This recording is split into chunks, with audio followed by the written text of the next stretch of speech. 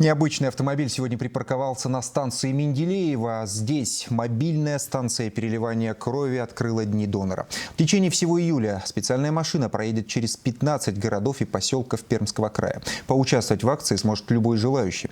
Как это сделать и сколько можно заработать, выяснила Лариса Стрельникова. Что такое донорство, сын Ольги Беляевой пока не знает. Тем не менее, самоотверженно стоит под дождем вместе с мамой в очереди из желающих сдать кровь. Возможно, наша кровь понадобится. Все бывает. Часто сдаете? Ну, каждый раз, как приезжает сюда служба. Сегодня в Менделеево припарковался необычный автомобиль. Так выглядит мобильная станция переливания крови. Для необычного грузовика на 2 метра такой привлекает повышенное внимание, делится водитель Олег Рукосуев. По районам ездим, доноров очень много.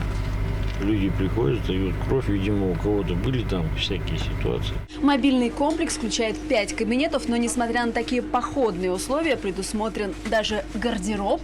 А подождать своего приема можно, как в обычной поликлинике, вот на таких креслах.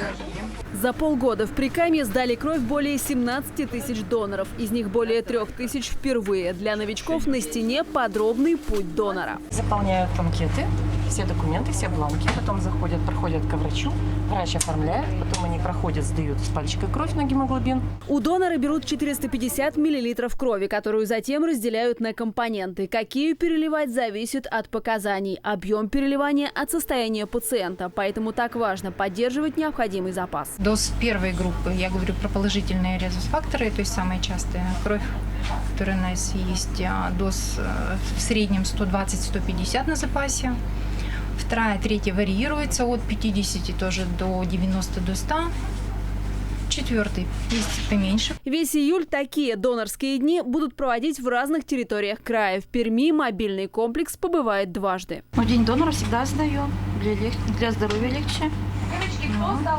И не лишние дни к отпуску идут 2 дня.